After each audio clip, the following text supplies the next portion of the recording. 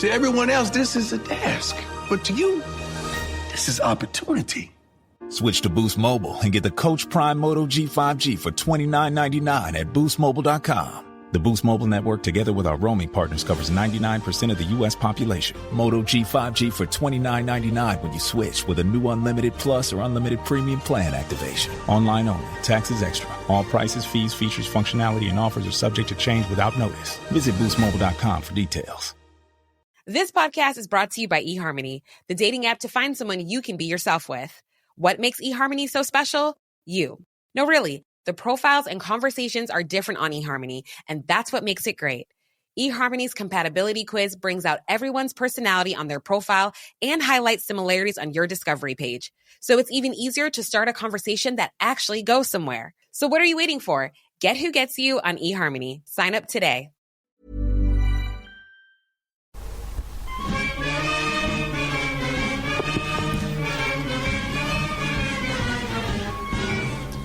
Hello and welcome to this. It is the EggChasers Rugby Podcast, the podcast about rugby that doesn't take itself or the game too seriously.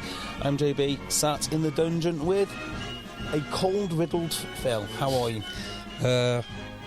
Do I sound ill? You sound great. Wonderful. Sound like you've had a big weekend, mate. I want some sympathy. Well, I did have a few beers. I had a few pints of Guinness last night. Oh, really? Where?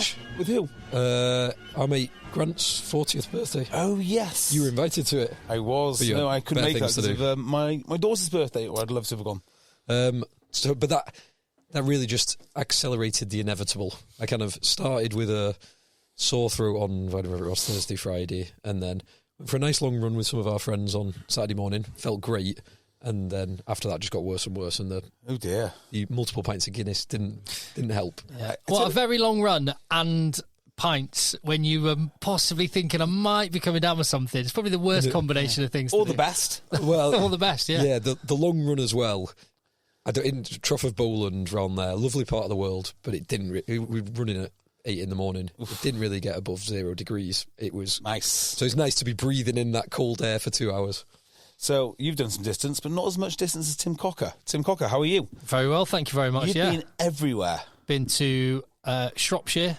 Yep. Check on the barn. Well, hang on. Let's do your events in interest order. So you did Quins v Glasgow. Good. That's very interesting for a lot of people. Yeah. What else? And that was Saturday night. Yep. Friday night, I was the guest speaker at the Tenbury Farmers Association dinner. Now we're talking. That's big time, isn't it? That is cool. That's equivalent of like yacht builders of Monaco, as far as I'm concerned. The chairman of Tenbury Farmers Association is my neighbour. Really? Well, I tell you what, my new neighbour. I don't know if it's kind of like not every farmer is a rugby player, but there's a lot of rugby players that are farmers. Oh, there were some guys from Tenbury Rugby Club that were there. Was there? And they were telling me one of the local to the barn that we've got planning permission for, all the rest of it. Anyway, so I'll be spending some time in Shropshire. But one of our nearest teams is higher performing teams is Lucktonians. Yeah, I know Lucktonians. Why do I know Lucktonians? Yeah, I know. I was going to ask you, why do I know the name Lucktonians? I know someone. I know either plays from or someone has been speaking about them recently. Yeah, I know. That's annoying. That's what I was going to say. So they're not too far away. Yes. So I might pop in there. Tenbury's the local club, and there's Clee Hill and a few others. But anyway, so yeah, but you're right. Farming and I realised again that farming rugby overlap is huge. I mean, the farming 15 would be. Farming 15 just from Leicester Tigers would be a good team. Yeah. But then start adding the South Africans to it. South Africans, all farmers, Cornishmen, the Irish provinces, like just an example. This weekend, if you saw Rob Little, who after 2 years away from Ulster came back because of injuries, and came on early in the game because of more injuries, and got asked after the game, how long is he back? Does he know how long he's back for?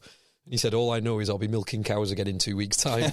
Well, Dan Lydiate, farmer. Yeah. Tadhg Furlong. Yeah, that's... also, isn't the other prop, not Porter, Church... Keane Healy's a farmer, is he not? Have I made that up? Probably. Yeah, let's just go with... And is Furlong actually a farmer? Because his nickname was the Wexford Bull. Am I just thinking... Yeah, maybe. Am I just getting that Harry confused? Nordicky definitely has farming ties, because allegedly he'd only ever signed 1-year deals in case he was needed back in the farm, which made you think, like, is that farm the same one that employed Johan Goosen? I was going to just about to mention him, yeah. Johan Goosen, yeah, exactly. Farmer, allegedly. Yeah. He was commercial manager. Owen Farrell will eventually one day become a farmer, or at least owner of farmland. Do you know what Owen Farrell will not be doing this year? Oh, I do know what. Playing in the Champions Cup? I know. Anymore. So, yeah. Well, he only played one game. He managed to help them. 100% record. Owen Farrell's got a 100% record in the Champions Cup this year. You know my thoughts on Owen Farrell. A marvellous player. And I will just say this. Watching Racing, he was literally the only good thing which I saw in the first 20 minutes. So I watched the first half of that. They are awful. They are truly awful. Now, they did overcome... was it Stormers or... Who were they playing? What was Stormers? Wasn't it? Was it? Was it Bulls? No. It was Stormers. It was Stormers. Yeah. No, he did overcome them in the end. A few bits of genius from various players. Le Garrec, but like, mainly. I was watching their lineouts. They were clueless. They were absolutely clueless. You look for certain telltale signs of a team. Now, they've got good players, and I think they'll win some games because of the quality of their players. Owen Farrell, for the first try, looked very good. But like dropping lineouts, not cohesive, just rubbish. Sale Sharks winning the last game of the weekend meant that Quins go to Leinster. It was set to be, had Toulon on it, and it was going to be Racing going to Leinster. Was it? Which would have been cool. Yeah, Owen going to the land of his, where his dad is king. Lancaster going back to Dublin. That would have been cool, actually. They would have got ruined. Yeah. Absolutely ruined. Yeah. I'm going to throw a thought out for you, right? And tell me if you agree or disagree. We talk about the World Cup, and we talk, isn't the World Cup getting better? Because realistically, you've got 6 teams that could win it, maybe? So, 2. South Africa, France, New Zealand, Ireland, England, Argentina, England. France. I not say France. Yeah, England, France, Ireland, South Africa, New Zealand. And then on any given day... Argentina, Scotland, England. Yeah, England probably in that first camp. There's 6 or 7 teams who can cause an upset or win the whole thing. Yeah. I'm going to say there's more chance of a team winning... there are more teams that are able to win the World Cup than there are the Champions Cup. We would have... I'm inclined to agree. I agree as well. We'll just put the caveat in that we would have said the same thing last year, and then Quins went and did Bordeaux away. Yeah. Leinster were pushed very hard by Northampton in a semi-final, and Quins weren't that far off to lose in the semi-final. No, they weren't. So I think you just basically got 2 teams in the Champions Cup this year. Toulouse and Leinster. That's it. You got Bordeaux as well. The reason I don't class Bordeaux in that is I think it's like World's Strongest Man. Winning the Champions Cup requires you to be in the final 2 or 3 times before actually winning it. Unless you're Claremont, and then you're in the final 2 or 3 times and still don't win it. Yeah, at least 2 or 3 times. How often did Saracens get to the final? Once or twice? They did, like 20... Yeah. They got a semi-final, they lost final, to Toulon, didn't they? Twice, and then one. At least. Yeah, they lost to... I don't think they lost 2 finals to Toulon. They definitely lost to Toulon once. They might have lost to... Leinster, maybe? That could have been the last Leinster win. But that was after they'd... no, Leinster beat Racing in about 2018. Racing with their vaunted drift blitz defence hybrid thing. Maybe Toulon did play them twice. Toulon beat Claremont in a final. They beat Sarries in a final, and I can't remember who they beat in the other final. It was only one. So Toulon beat Claremont twice. Right. And Saracens once. Oh, that's right. 3 back-to-back. Nick Abendanon scored a try in both finals. Did he? That they lost, yeah. Knowledge. Oh, nice. And then, so Saracens only went to 1 final before then winning it 3 of the next 5 years. Yeah. Incredible stuff. If that theory holds true, Leinster, who have been runners-up in the last 3 finals, they must surely be about to win it. Leinster are the only team... Claremont also did Claremont did 3 and fail. I don't see it up and coming. No, I do see it up and coming. It's Bordeaux, isn't it? Bordeaux are like the new La Rochelle, I would say. Their backline is insane. Well, one of their members of the backline is insane. The other guys just show up to work. No, there's some... Pinot is ridiculous. He might be the best winger in the world, but the rest of them are class as well. I just don't understand how he does it. He reminds me of... what's his name? How can I not remember his name? Chris Ashton. Everyone's like, oh, that's ridiculous. No, it's not. He just shows up at the right time. Yeah, it was when the one where he just pickpocketed Khaleesi. Someone had popped the ball off the deck, and you didn't know where on earth did Penno come from. And he's got the ball and he's gone and he scored. To try. The commentator said, "Oh, a bit of fortune there for." He's like, "Well, yes, if that was a one-off." Yeah, incident, exactly. But if he's doing it, it's his first try in 20 games. The try that makes me go again, like you just have to see exactly how he's wired, exactly how you describe. He just is in the right place at the right time. I mean, for one thing, on that try, he was on his opposite wing. But there's the try. I don't know if you've ever seen it where I think it might have been Luku or Jalabert, one of them takes a quick tap penalty and just boots the ball up the end. Yes. And there's no one around, so the player that's going back is just shepherding it into touch. That'll work. And then last second, out of nowhere, like a shark just suddenly attacking its prey, Penno, bang. And hand in just before it hits the dead ball line try. Was that against Exeter?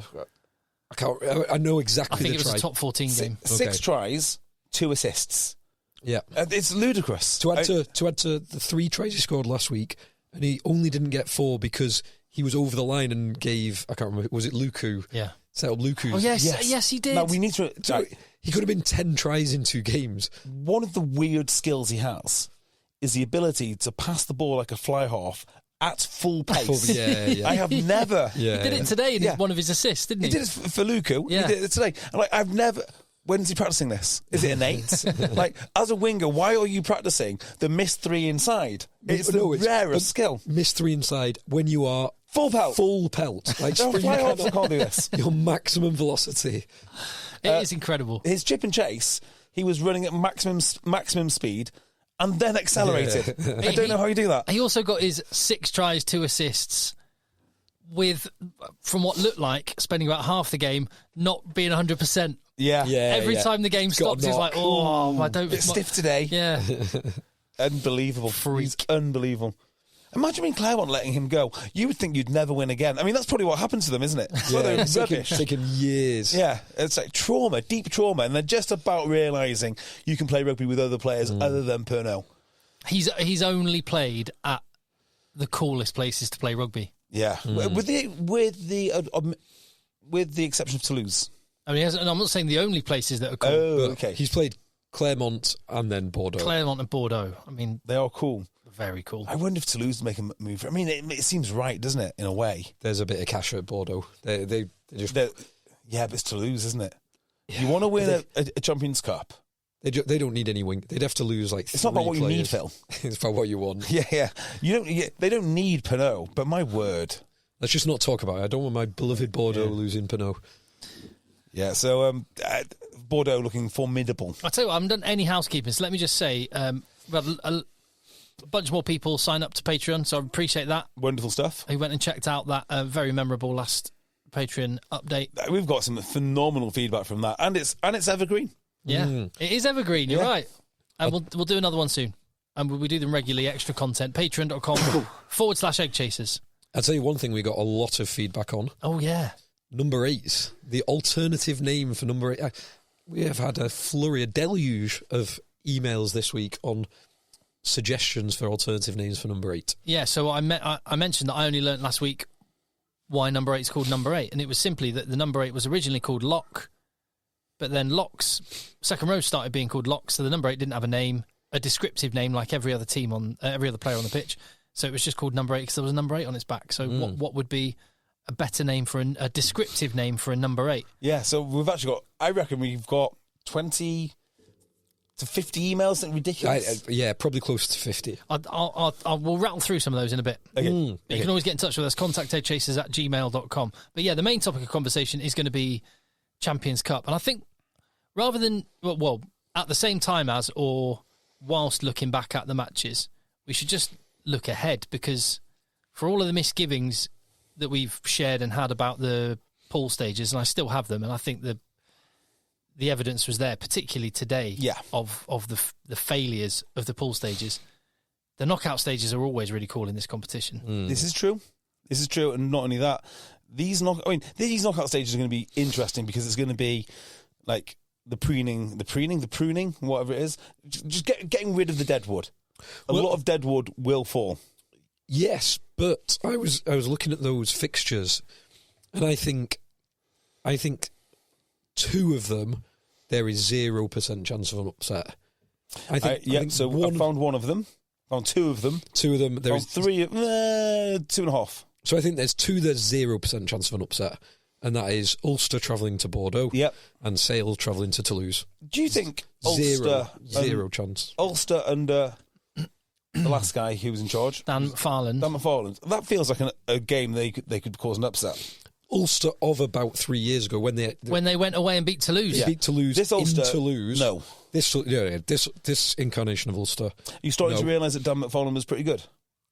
It was the right time for him to go, but it's just the squad is just not where it needs to be. Yeah. They've got some really talented youngsters like Postlethwaite and Carson in the centres. Injury list is insane. Yeah, lots of injuries. They've got lots of talent, but the talent needs time to bed in. I think they're in a comparable place to Exeter overall, which made Friday's game interesting, even though there was nothing riding on it. Yeah. So I think those 2, Ulster will not win in Bordeaux. Sale will not win in Toulouse. They won't. I'd give Harlequins a very, very small chance, maybe a 10-15% chance. 1 in 20, 1 in 10 kind of chance. Yeah, 5 to 10%. Just on Sale Sharks to lose, can I convince myself Sale Sharks can win that? I think there's like one of those Sale Sharks performances where they come out flying and put in a monstrous defensive effort. Need more emotion. Yeah, if they're not emotional enough, they went to La Rochelle with not enough emotion and they lost. Nothing to do with the 300 kilos of absolutely front 5 players they had running at them. God, but I think every other game you could see an upset in every other game. I could see Munster going away to La Rochelle. I could see Leicester going away to Glasgow and winning. I could see Saracens going to Toulon and winning, as long as they get a few players back. Harlequins? I can see that. I said 1 in 20. Yeah, that's the next one. I can even see your beloved Benetton going to Cast. I can. They're playing I can see that. I like the fact that they're playing each other because they're the 2 teams that kind of defied the odds this weekend, and then one of them is going to be in a quarter final. And for Cast to be the 6th ranked team overall is a remarkable achievement for them. Yeah, yes. I have no idea really who plays for Cast. Give me some of the players. Santiago Arrata is the main guy. Right. Uruguayan scrum half. He was actually on the bench. He's been playing a role for them playing the second half of games. He came on and changed the match. Yeah. Tyler Ardron, who we mentioned a few weeks ago. But this was a second team, wasn't it? This was a weaker team. Weakish. There was enough first team players there. But it wasn't full ball. Was not full strength. No. Not as far off it as I wouldn't go so far as to say second team. I think so go on. Looking at these, so I'll do a bit of going backwards, a bit of going forwards. For me, the biggest disappointment of this weekend is not having Bath in the last 16. That to me was the English team that I thought could do the best, and that I think that is down to them. They took a second string team to away to Benetton. Yeah. And that was their winnable, particularly after losing. Hubris. Had they have won at home against La Rochelle, which is eminently doable, like this is not the La Rochelle of 2 or 3 years ago. Had they have won that, they could have afforded to take a second string team to Benetton. But losing at home and then sending the second string team, big mistake. And I would say, I know there's a bigger picture, and they'll probably be saying, well, we want to win the Premiership and that's our focus. But I think there was a bit of hubris at play there. And I quite like the fact that because they did that, they've been punished, because they should have won that game and they would have been through. They've been punished for, I won't just go so far as to say it's not arrogance, but just a bad call. And I want it to be the case that you get punished if you don't put a strong team out. And to be fair, actually, for the most part, this weekend, it was strongest against strongest. Yeah, for the most part. With very few exceptions. Although I would say, I would just mention them this week, but Cast as well, in a couple of the earlier games, they definitely sent a weakened team. To the away games. Away games, yeah. So they've got through it probably not playing how we'd want them to play. Whereas like Toulouse, for example, they actually finished second in their group because of Bordeaux, but they sent their strongest team to every single game. Yeah. They went full ball for everything because they want to win the whole thing. Those two games today, again, so we don't need to rehash all the conversations we've had about the issues with the pool stage. Suffice to say, they were exposed in Bordeaux and Toulouse. Southwest France, I mean, that was just Leicester Tigers, two-time champions, Leicester Tigers, with their best team out, including England's Freddie Stewart, Joe Hayes, Jack Van Portfleet, George Martin, Ollie Chesham, World Cup winner, double World Cup winner, Andre Pollard, international captain, Julien Montoya. Yep. How on earth... I mean, we can talk about how amazing Toulouse were, but that is an embarrassment. It is, isn't it? There's something a little bit more than just not having good enough players there. I think Leicester do struggle a bit for an identity. So I always talk, don't I, about, in the Premiership you have to have an identity and you stick to it. Northampton play a certain way, Sale play a certain way. You know what they're about. I'm still not entirely sure what Leicester are at the moment. I did under Borthwick. McKellar, they lost their way a bit. It strikes me they want to be Toulouse. And I mean that, like, they want to be a well-rounded, not Toulouse, but you see, a Leinster maybe. They want to be a well-rounded team. I just don't think you can do that in the Premiership. You've got to pick your style and put your players in place to do that. Well, you can't do it as fast as they are, because obviously Cheika's just coming over the summer. You can't turn the ship around in that time. It's got to be a much longer project. And I would also say, what the Leicester result, I mean, I think you play that, even in Toulouse, you play that game 10 times, 80 points to 12. What was the end score? 80 points to 12. Oh, good 80. God. And 80. They were scoring at a point a minute, and then they had a little slip during the first half of the second half, and it slightly slowed down below a point a minute, and then they just went nuts in the last 10. But I think it exposed the fact that Leicester in the Premiership are the team that do... In the Premiership, they have a bit more of an identity, and it's that they keep it that little bit tighter. They go to their maul a little bit more. But against Toulouse, it's like, well, Toulouse, who can do all the incredible stuff, but then you try and go through Aldegheri and Miafu and Flamont and Cross and Marchand. I mean, these big teams can be kept quiet. I mean, we've seen Exeter do it when they had all their players. It can be done by Premiership teams. And I just don't really know what to suggest for Leicester. I would say that from what we've seen of Toulouse, they are improving. They're even better than they were last year. They are. They're turning into a historic team. Is it the best club team you've ever seen? Probably. It's up there. I mean, it's certainly the best club. I don't know. It's hard to say, isn't it? Because I loved La Rochelle when they were really, really good. That's only like 2 years ago. Many of the same personnel. I think this team is better because they do all that tough physical stuff, and then some of the tries, goodness me, they're more entertaining to watch, aren't they? They're a better representation for rugby for the neutral. But I love that La Rochelle style. I loved all the teams that have won lots, like the Saracens team that won it 3 times in 5 years. The Toulon, for totally different reasons, the Toulon team that went back to back to back with the storylines and just getting all of those players there. Yeah, that Toulon team taught us something very different to the Toulouse team. The Toulon team taught us that if you have amazing players, throw clever systems and game plans out the window. You don't need them. You just need amazing players and play the most basic rugby you possibly can. Toulouse have taught us if you have great players and you play an amazing system, amazing things happen. Toulouse have amazing players, but they may be the best coach team as well. Yes. Because and again, to come back to it, the one example of that, Jack Willis is doing things in a Toulouse shirt that I never would have imagined he would have been doing when he was amazing at Wasps. Yep. He had a huge engine, massive defensive player, brilliant over the breakdown. But his offloads, his running angles, his carries, he was nothing like that. I don't know. He wasn't. Is this true? I think he's better. He's definitely improved because people improve with age.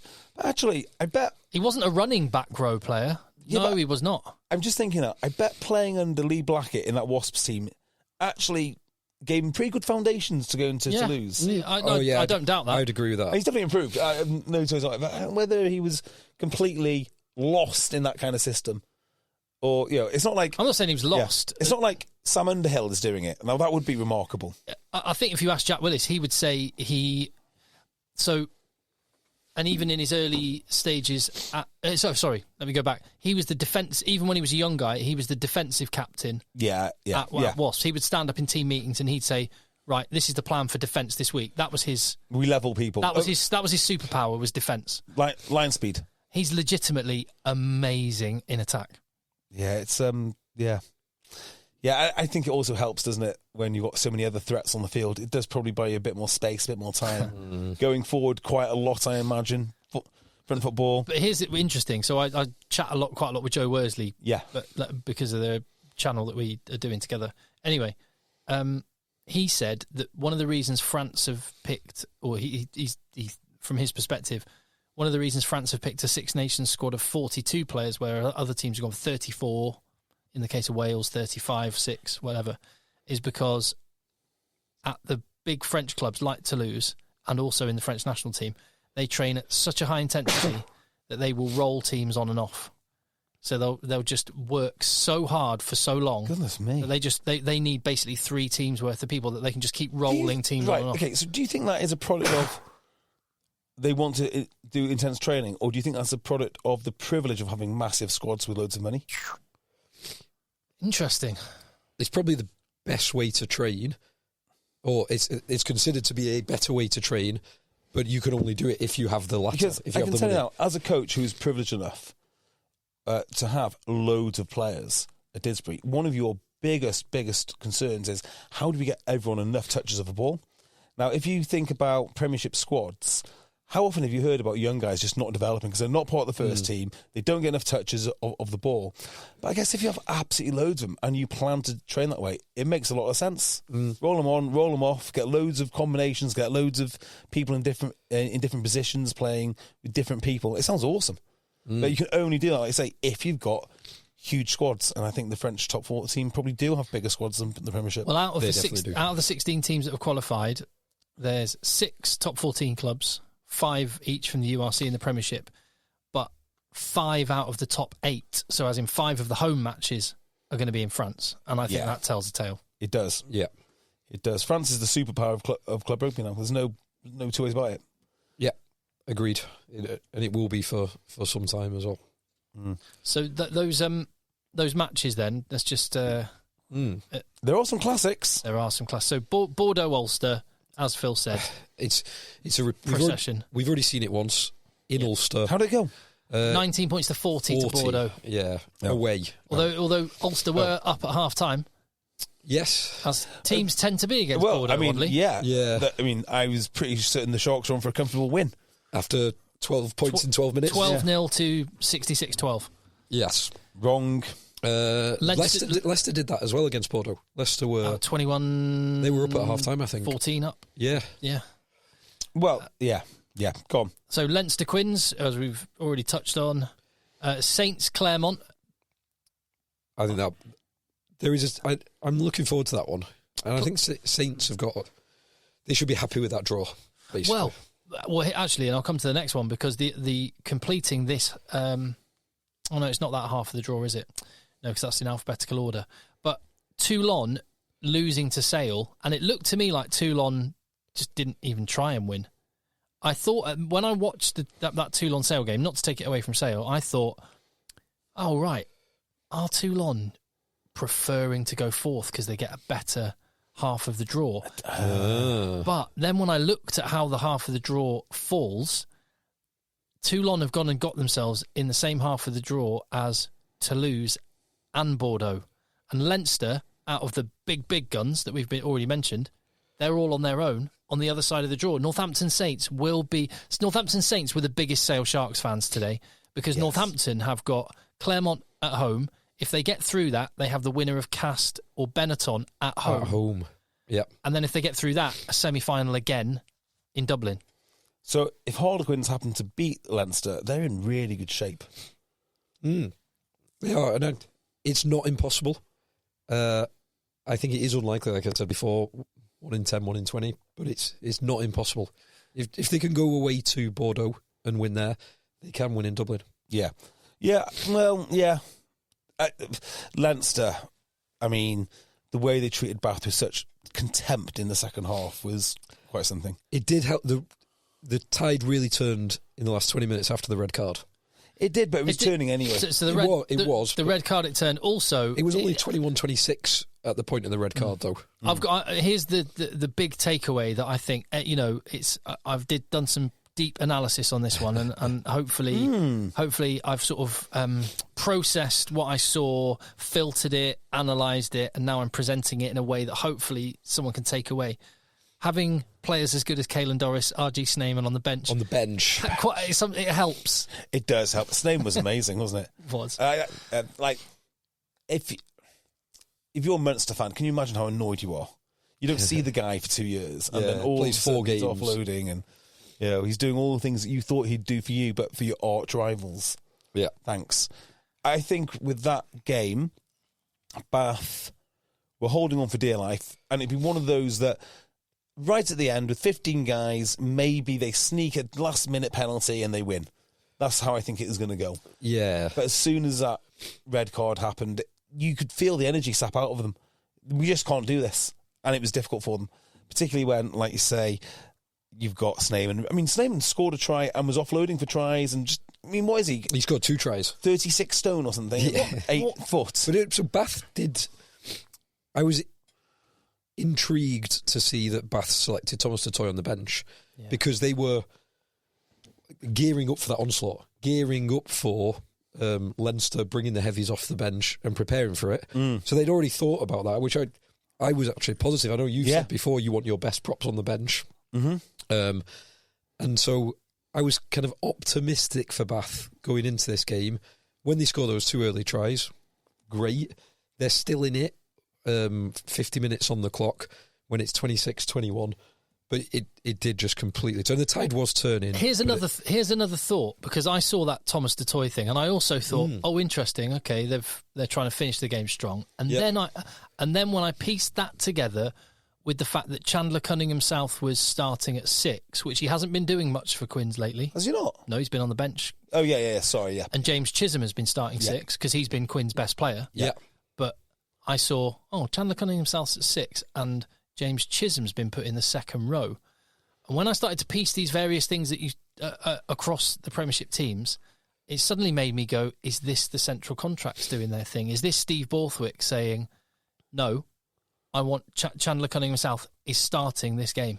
Oh. Because the fact they put James Chisholm in the second row is almost what you would do if you were a coach and you wanted to pick James Chisholm, but you were told... No, we're paying you 150 grand, don't forget. He's starting this game. And maybe it was the same with Will Stewart. No.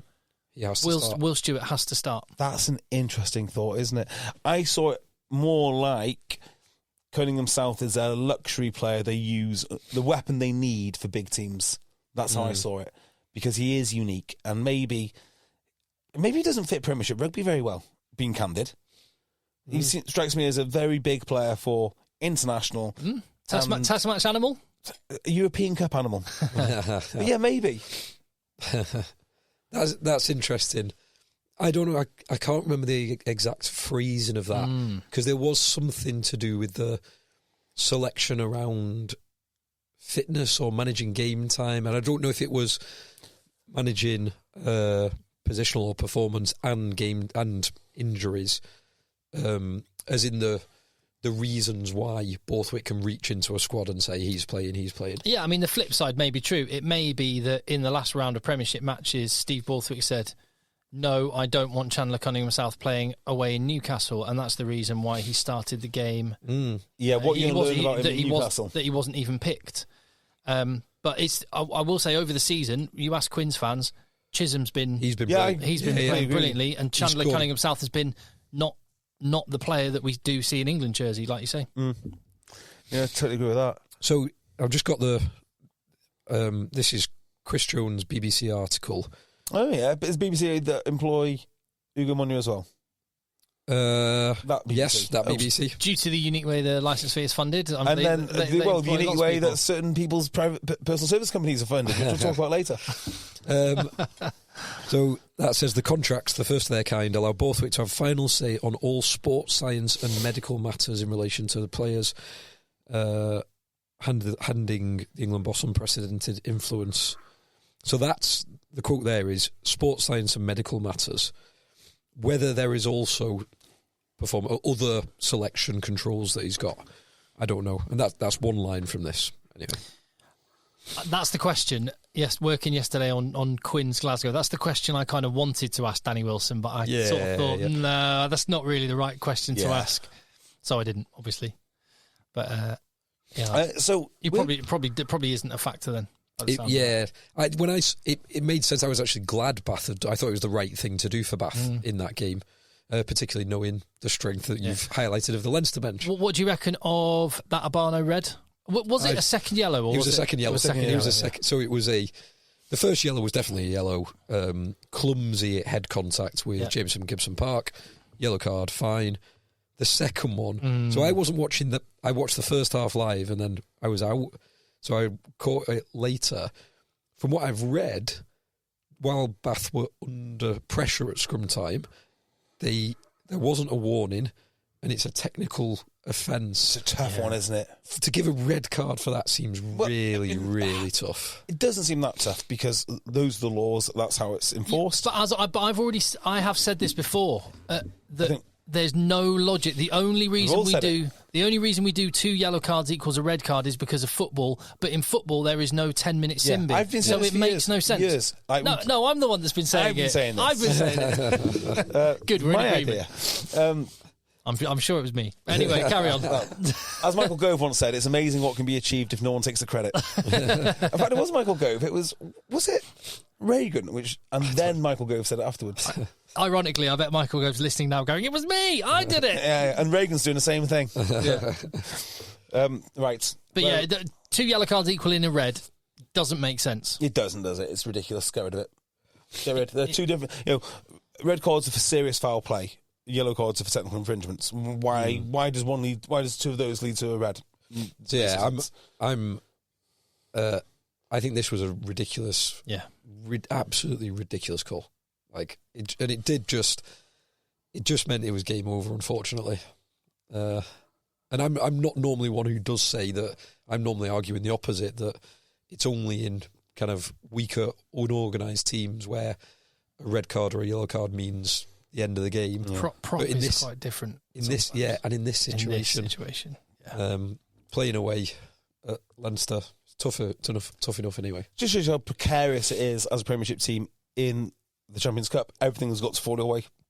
Yeah, everything. And you have a few injuries like Saracens this week, and you're struggling in a game that ordinarily they would expect to win. And that's because the squads are nowhere near as deep as they once were. I didn't mention the rest of the round of 16, yeah. Before we go on to any of that stuff, you at Harlequins. Yeah. Now, tell me about that, because obviously you were there. We've spoke very highly about Glasgow last few weeks, but they got handily beat, I would say. They did. From what I saw. They got tactically shut down. I thought the Glasgow were a little bit naive with the sort of balance of their play. I thought they should have played a bit more territory, and they sort of played into Quinn's hands a little bit. They tried to run it every time, and Quinns could just focus on flying up and smashing them, which they did. They won the collision area, and I thought Glasgow should have varied their play a little bit more. And I didn't think the brains in their team did the job. And then when you look at the fact their captain Kyle Steyn and the Scotland captain Sione Tuipulotu weren't there. And you sort of go, well, yeah, I know they do have a lot of very good players, but maybe that brains trust, those lack of leadership, on the part, because someone should have spotted it. It was like, what are you just running? You're just running at a brick wall. Change the picture in front of you. Chuck a few dinky kicks. And Caden Murley, what do you think of him? He's absolutely class. He is elite. He's had loads of injuries, so I don't think him not having got a cap for England yet. That doesn't surprise me. Why are Ireland not all over this kid? He must be Irish somewhere. Caden Murley. Yeah. But he's elite, and he's had a run of performances together now. So I think he is very, very special, and it's going to be a battle. I mean, there's a rumour bubbling around today. There's an article today suggesting that Borthwick may go with Smith at 15.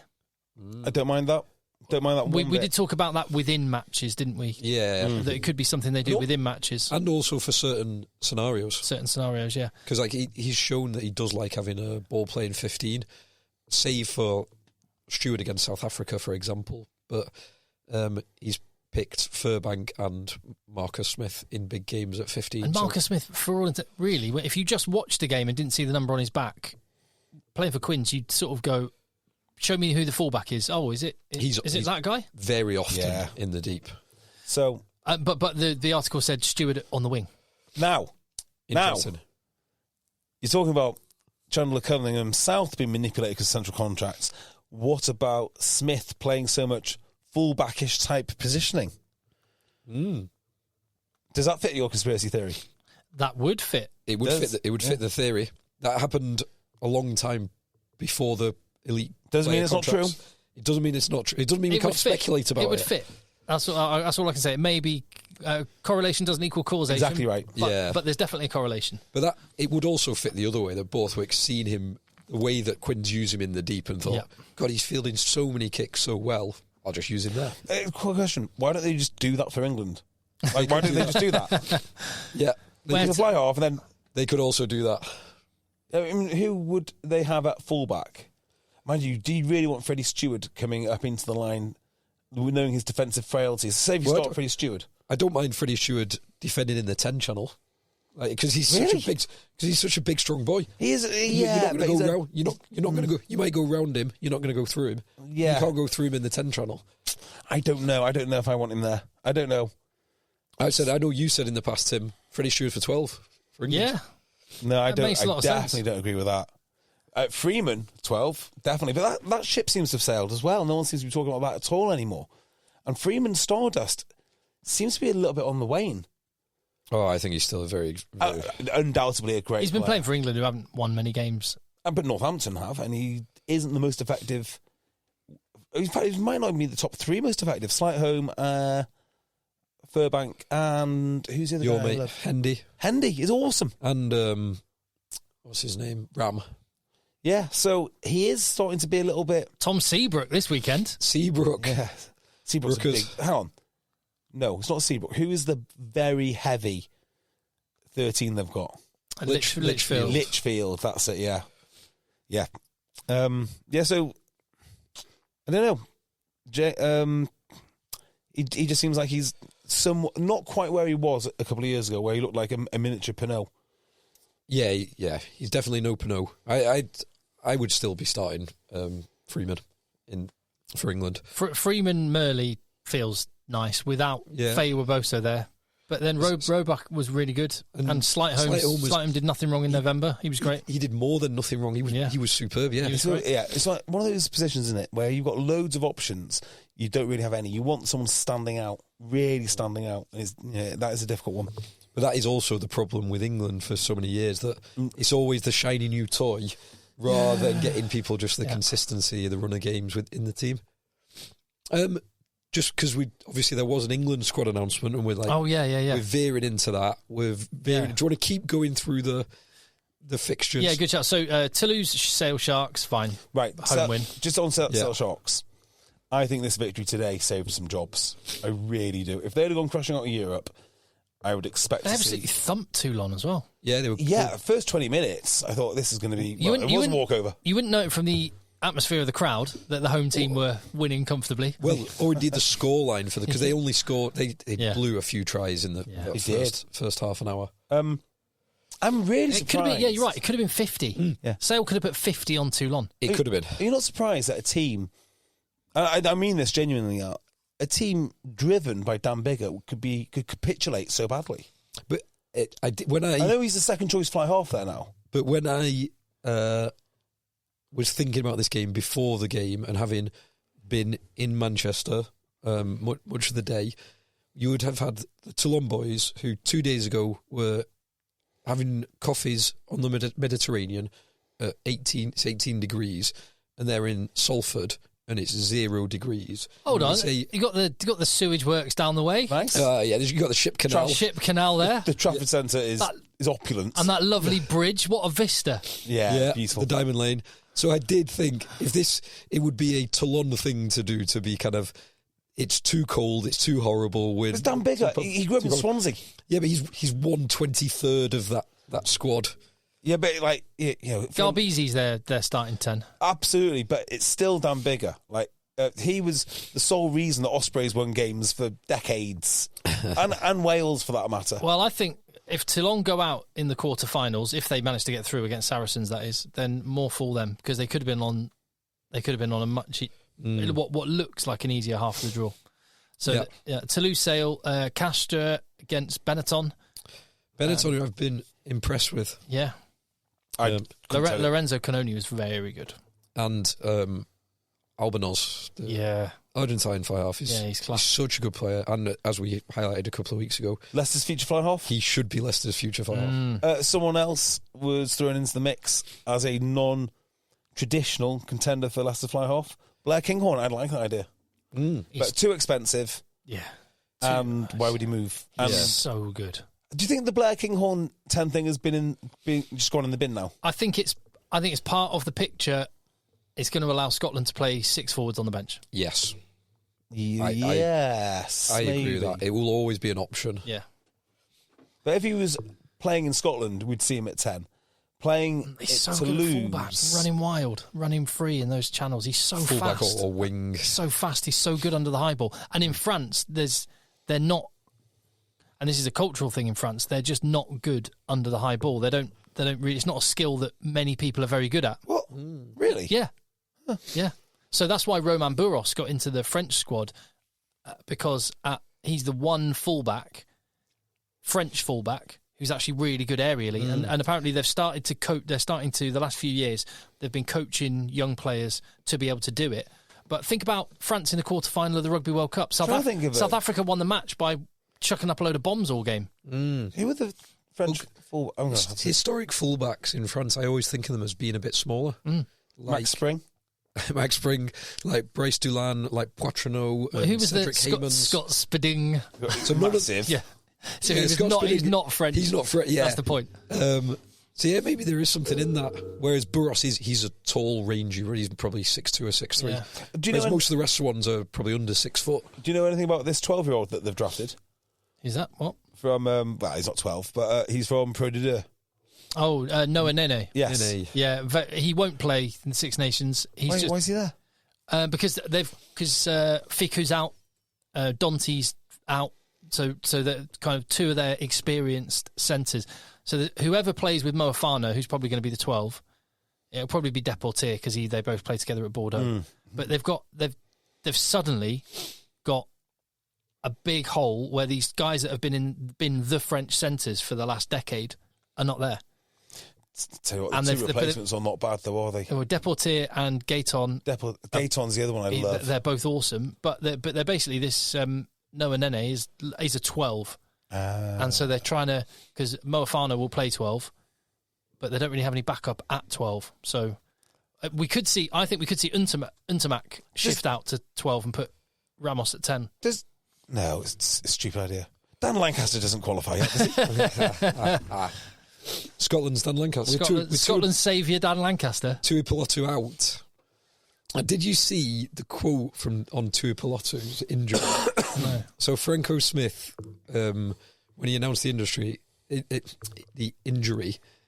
the quote, I was just reading this. Was it a quote from last night after the game? No, it was before the game, so it was like on the team announcement. So you sometimes read these things, and obviously Tuipulotu was playing brilliant rugby, a very important player. Here's the quote. I think he might have injured his pec. It was a freakish injury. It was just something that happened. We weren't suspicious about it. We just wanted to make sure it was nothing serious. Now, if someone tells me there's nothing suspicious about it, I wasn't thinking this is suspicious, but now I am. Yeah, I am as well. Like, how did it happen? No, it's like the League of Gentlemen. We didn't burn him. What, Franco? Why are you telling me it's not suspicious? He was chained to a radiator or something. Yeah, exactly. What? Just hypothetically, what suspicious ways could he have injured a pec? I mean, bench pressing Franco Smith's wife. Something horrendous. Yeah. I thought you'd enjoy that little conspiratorial thing. Glasgow play Leicester. That'll be quite an interesting game up at Scotstoun.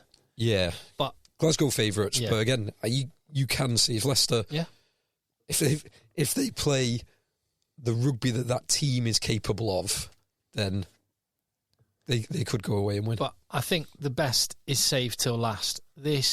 If I could pick a game to be at, and I may even try and get to this game, La Rochelle versus Munster. Is it at La Rochelle? At La Rochelle. Yeah. I think La Rochelle. That travelling Munster support, La Rochelle with their wild home crowd. How do you get to La Rochelle from Munster, by the way? You would fly to Paris. What's that? Nantes, and drive down from there. Would you? A couple of hour drive from Nantes. So, do you have to go to Dublin to fly somewhere? Get a boat, get a ferry. Probably could, actually. There may well be flights going that direction. I mean, there might be flights from Shannon to Nantes or something. I don't know. But I might genuinely try and get to that game, or just being in La Rochelle on that weekend would be amazing. Opportuna Norm. L'opportunity, say fucking enorme. So La Rochelle are lovingly known as Yellow Munster since Ronan O'Gara took over. So, friend of the podcast. Yeah, of course. Friend of the podcast, Dave Mack, does an amazing... Ronan O'Gara guarantees, was it opportunities they are a norm or whatever it is? I'm going to get it. I'm going to put it on the soundboard, which we no longer use. Yes. Right. England squad. Should we do England squad, or do you want to do something else? England squad. England squad. Yeah, go on. England squad. Very static, I think, would be fair to say. Yeah. There's a few people who've dropped out. And there's kind of a couple of new names, but even the new names in Tom Willis and Caden Murley, they're not really. They've been in previous squads or the A-team squads. I think Tom Willis is a notable... That feels like a significant one. It's a significant move, but it's not his first time in an England squad. Ollie Chessum's back and in, which is good. There's no Ezekwe and Ewells. Ezekwe is an injured player. Is he an injured player? Ewells is not an injured player. Correct. No, that's weird, because actually, for the first time in his career, I'm a Ewells fan.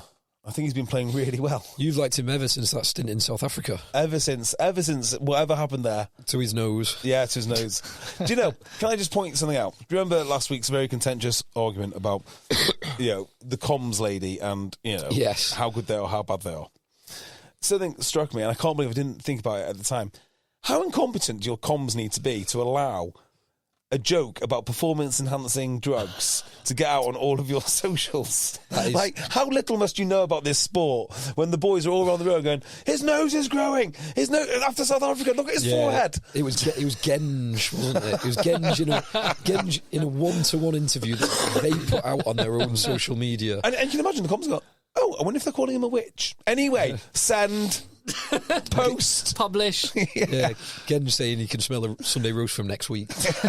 Because since his trip to South Africa. What's that reference to? Doesn't matter. Great social, great content, get it out. It's just banter, isn't it? Just banter with the boys. Yeah. So that does feel significant, and also... Yeah, so he's taken fewer second rows so he can get an extra spot on the bench. I do feel like Alex Dombrandt would have been cut had it not been for the injury to Sam Underhill. Is he injured again? So Underhill is injured. How badly? So he's referenced in the squad. He'll miss the Six Nations. Jesus. Yeah. So I think you're probably right. You've got Ted Hill and Dombrandt and Cunningham South, maybe to a slightly lesser degree, who can, all three of them. And what's handy is having at least one of those in your squad, alongside, obviously, Chesham and Martin. And I told you, they can all play six or second row. It means you can go, like, your options are numerous with a 6-2 split. It's built for a 6-2. Yeah. Built for 6-2. If you have Willis... Yeah. Probably earned his spot at 8. Earl to 7 because Underhill's out. But then Ben Curry's the Currys are both playing brilliantly. I'd have Tom Curry. I might even have Ben Curry on his current form. The current Premiership Player of the Month. Is he? Did you see his... And then Chandler Cunningham South, just because I like him. I think he's such a Rolls-Royce player. So you wouldn't have Earl? Christ. He's not playing at his best not, at the minute. He's not. He got bounced in the game. He did. He's missed a few important tackles, including one against South very Africa. much a secondary carrier. And he's great at He's it. been England's best player, but he was quieter in November than he was in the Six Nations and through the summer, and he's not dominant in the same way in recent weeks. And you put him on the bench, but he's been brilliant. That carrying power, and you have a Martin or a Chesham in the second row. Although, of course, you can't have those two in the second row because England got a new captain. But the team that England picked when they beat Ireland and played the best that they've played in years. Chesham was 6. Yeah. And Itoje and Martin were second row. Yeah. And that worked for me because they're big bodies and they were bending the line. And they ruined the line out. Yeah. Yeah. Yes. That's a very good point. All these things are very important. Chandler Cunningham-South played 80 minutes, but I do think his most effective role is about 50 minutes coming on and just ending people. Or 50 minutes starting. Or 45, 50 minutes from the start. The point is, it's not 80, is it? Yeah. Well, at international, I think he could get there, but just it's almost better to say to him, just go and empty your tank. Just go and smash everything. Yeah, go for it. I tend to agree. England have got some interesting options. All very improved, all very green. Yeah. But very interesting nonetheless. The other change is prop. No Dan Cole, but there is Asher Opoku-Fajor. No surprise there. No Trevor Davison, but... No. I'd love Trevor Davison to get a shot. I don't know what it's going to take. No. Davison out and Joe Hayes in. And obviously Joe Marler was he was announced in the Autumn Internationals. Yeah. And Bevan Rod, I think deservedly, has been... So Bevan Rod and Asher Opoku-Fajor have been playing really, really well. I watched them today. Thought, Christ, I could be wrong here. I still don't think they're big enough. But maybe they are big enough. I just don't think they're big enough. Bevan Rod, the concern for me is his scrummaging. He's working great. He's working well. Yeah, he's working well for Sale. It is different stepping up to international, and I get that concern. But around the park, his handling, his carrying, his jackling, he's such a good player. He is. A lot of players are big.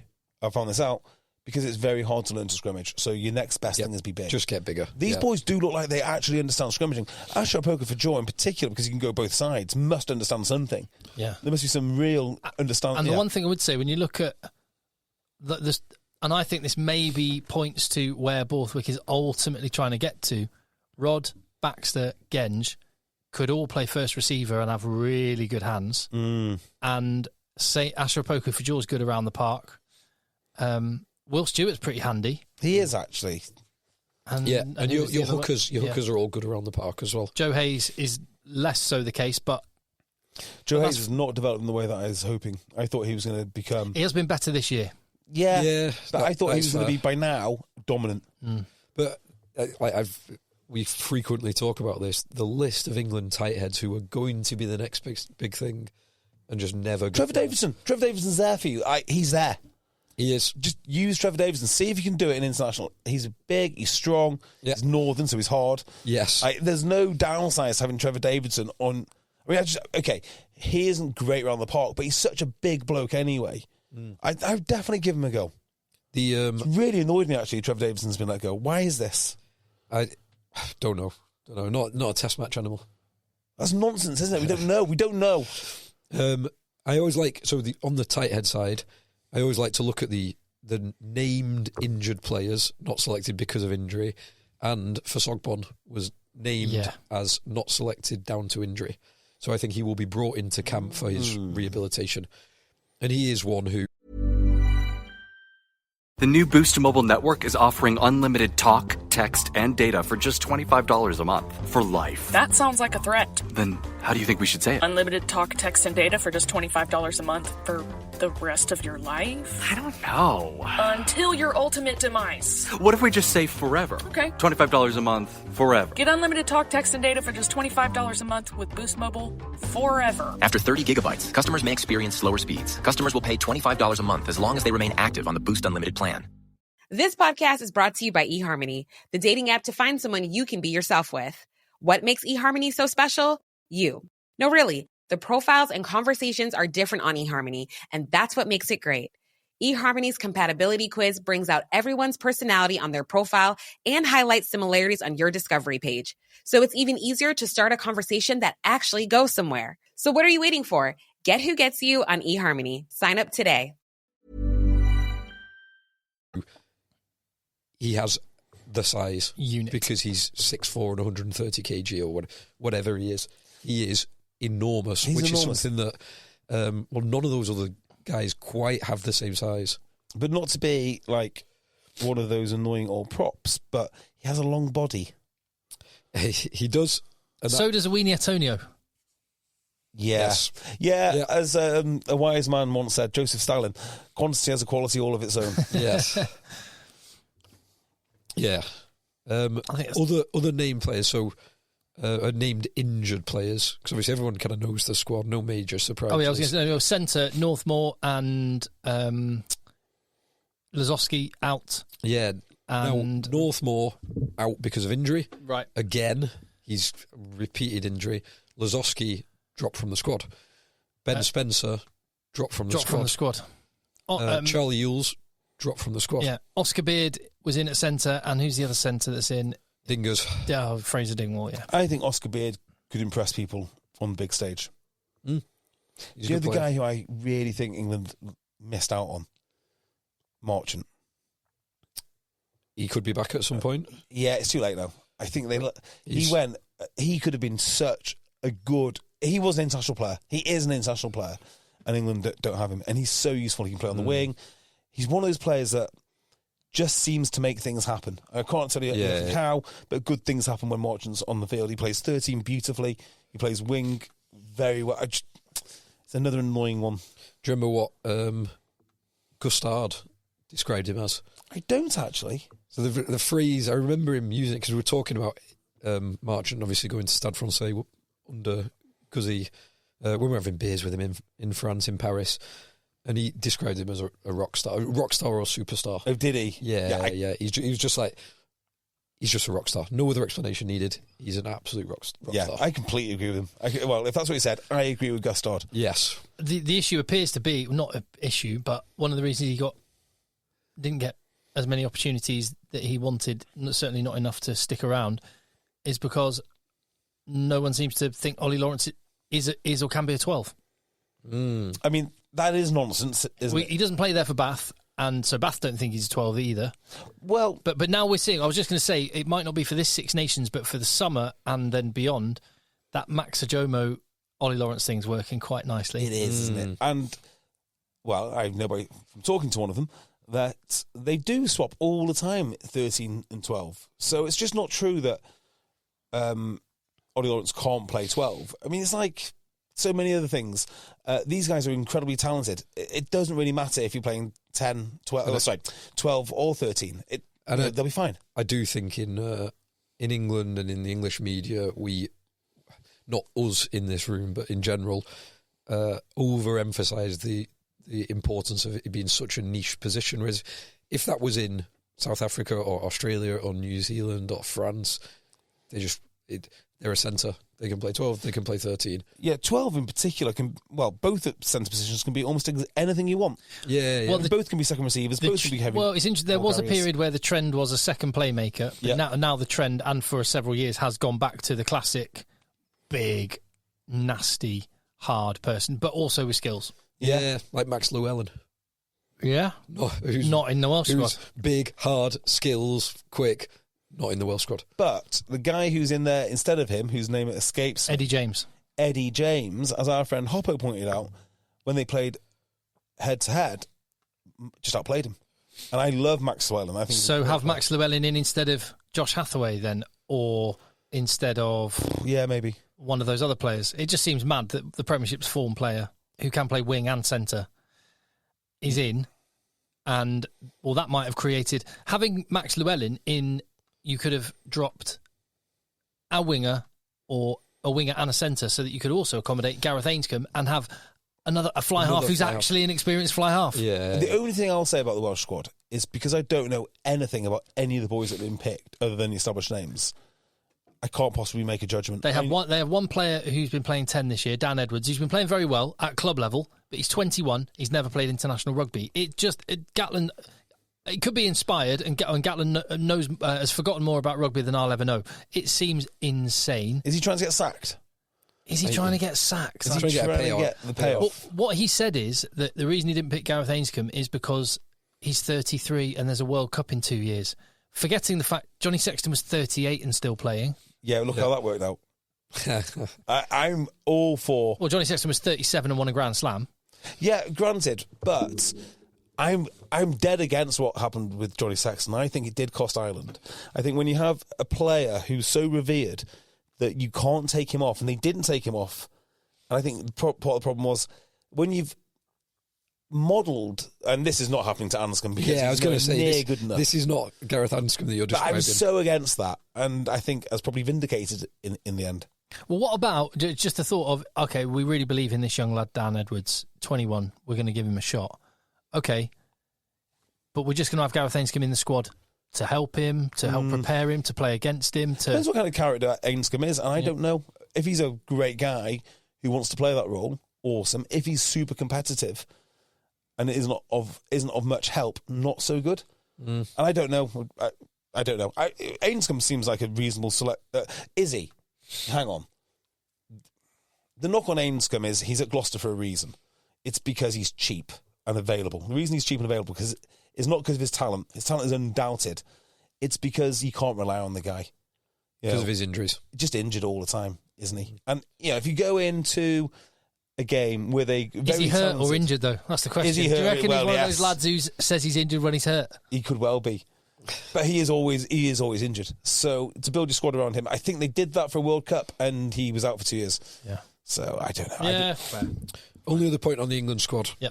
Every single elite player contract is either in the squad or named as injured, with the two named injured being Faye-Waboso and Furbank.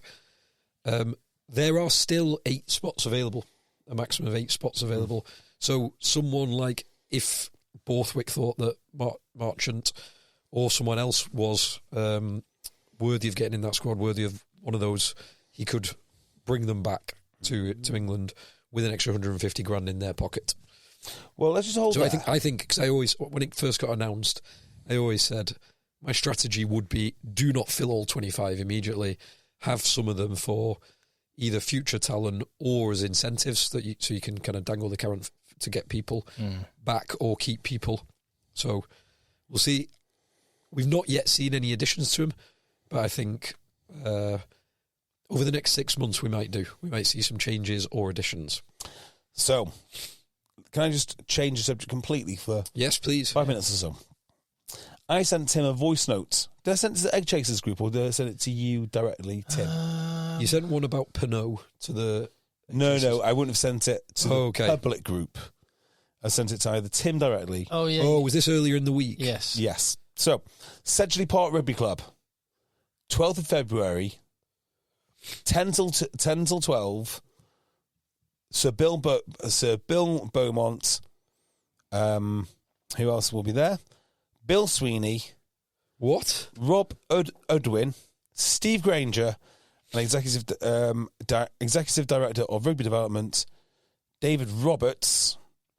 David Roberts, or if you council member, will all be at Sedgley Park, fielding questions on their fact-finding mission up and down the UK in the Save Bill Sweeney Job Tour. Yes. Which is the most anticipated tour since Taylor Swift, from what I can tell. So, obviously, 12th of February, at 10 a.m. till 12. Obviously, no one's working then. So, well, certainly Bill Sweeney's not. Or is he? I mean, is this... Yeah, I guess this is work. So, I will be going to that to field some questions. Cannot wait for that. There has been rumblings and rumours galore coming out of the RFU this week. So first things first, in the middle of the week, there was a rumour that the higher-ups in the RFU wanted to spin the SGM, right, which is this meeting they are proposing in order to basically oust Bill Sweeney, as nothing more than the championship clubs who are disgruntled because they don't have any money making a racket. Mm-hmm. So this was just obvious nonsense. Sorry. But hold on. Where did this come from? Where did it come from? Yeah, but so Where, I was going to say. Sorry. What's the evidence of this now, other than hearsay or speculation? I mean, I could tell you my sources. No. Forget the sources. What have we? Is this watch out for this being the narrative? You're not saying. Well, this is what I believe. This is what I believe that the RFU were going to start with. Right? Okay. They were going to start with. Look, this isn't real. Everybody's happy. The championship clubs are causing a stink because they are upset about the new Premiership deal. Now, just as a reminder, the RFU gave away something like 33 million quid to the Premiership when they actually had all the cards to play. So they just gave the Premiership lots and lots of cash. And, of course, have given the Championship how much money again? It's... I can't remember. They basically nothing. It's a lot less than basically, it was. No, I think it might be... I can't remember. Might be 150 grand a team. I think it probably down is. Down from 700k, something like that.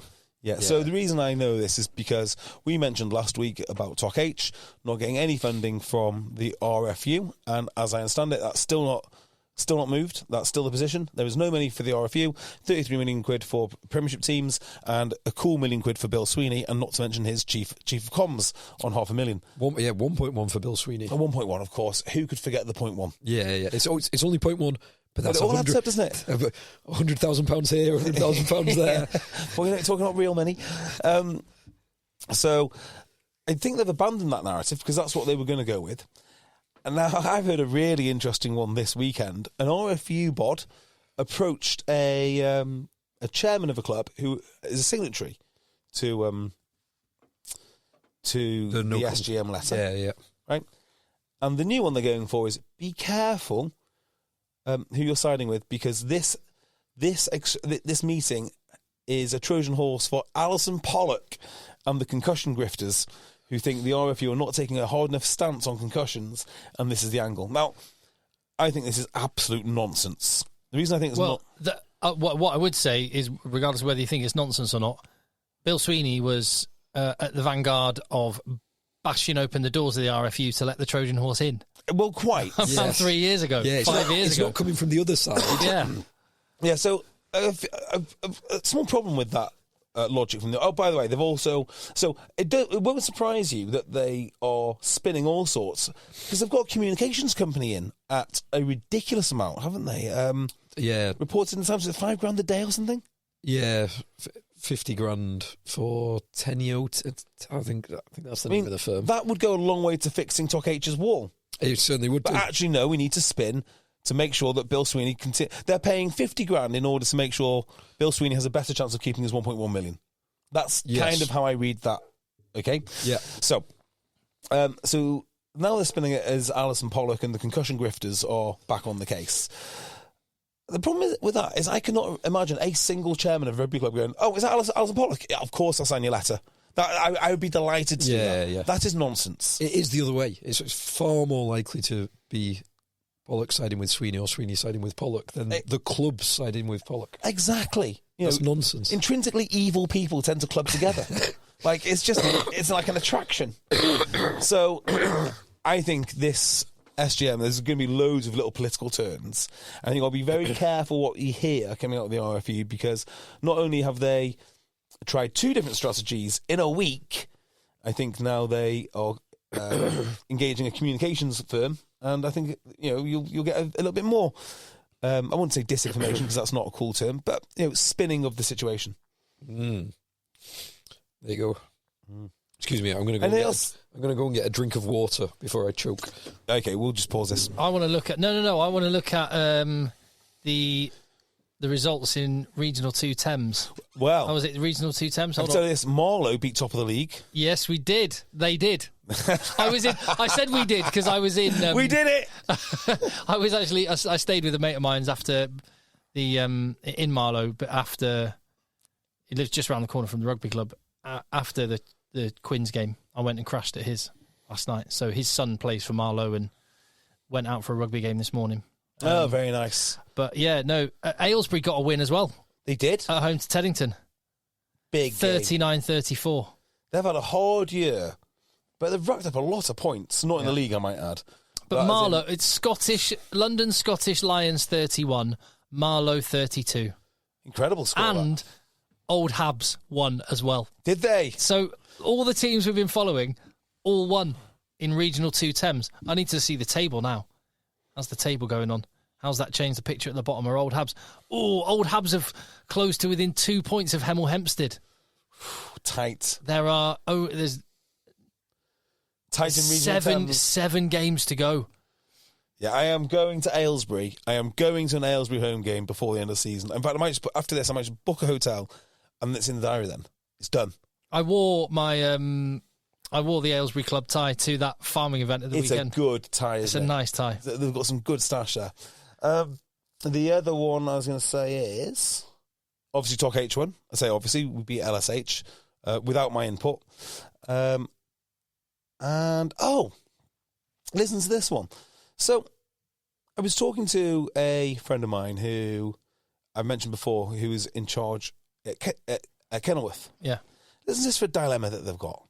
So, they want to move clubs, right? Because they want to move clubs, as in they want to move the clubhouse, they want to redevelop elsewhere. They don't really want to invest in their pitch, and they don't really want to invest in, like, the buildings. Rightly so, because if you build like a physio wing to it, well, you can't take that with you, can you? You're going to have to knock it down. It's been 4 years, I think I've got that right, of planning and wrangling with the local council, and they just won't do anything. So they've been talking to the council now for God knows how long regarding this, and even though they're saying, look, if we don't move, it's going to have detrimental effects to the community, this and that. Anyway, no movement. But even worse than that, they've found themselves in this league where it's going to be hard for them to complete the season. Like, their player numbers are down. It's level 5, which is no joke. And it's not just level 5, it's a good level 5. They're losing every single week. Now, if they can't fulfil those fixtures, for whatever reason it might be, and they've come close, they've done it once, you do it 3 times in a season, you get booted out the league and you start at level 9. That is more severe than what happened to, say, Wasps or Worcester, which is wrong. It's just wrong. It's plain so wrong. If they get booted out that league, basically their move to their new facility will be in massive jeopardy because, well, they'll be at level 9. They can't really justify spending the money going elsewhere. So what do? Do you abandon your move now? Do you scrape together money, which you don't have, to pay for players to complete the league? Is there any way that the RFU or the leagues will move on their criteria that you have to drop down to level 9? The whole thing is an absolute joke, and it seems to be this confluence of events which is hamstringing so many clubs. And just, from my view up in Manchester, I mean, we're very lucky at Talk H because we get enormous numbers to training. But numbers are down across the board. I went training at Burnage and they didn't have that many. Beedings down the road have folded their first team, and their first team now are like voluntary and playing the second team league. I don't think Broughton Park's numbers are particularly good. So yeah, it's a tough environment out there at the moment if you're looking to play rugby and you don't pay. It's tough. And another thing, this is the last little rant, point I'll make, which is worrying me about rugby at the moment, is Only Boost Mobile. Boost Mobile. We'll give you a free year of service. Free year? When you buy a new 5G phone. New 5G phone? Enough. But I'm your hype man. When you purchase an eligible device, you get $25 off every month for 12 months with credits totaling 1 year of free service. Taxes extra for the device and service plan. Online only. This podcast is brought to you by eHarmony, the dating app to find someone you can be yourself with. What makes eHarmony so special? You. No, really. The profiles and conversations are different on eHarmony, and that's what makes it great. eHarmony's compatibility quiz brings out everyone's personality on their profile and highlights similarities on your discovery page. So it's even easier to start a conversation that actually goes somewhere. So what are you waiting for? Get who gets you on eHarmony. Sign up today.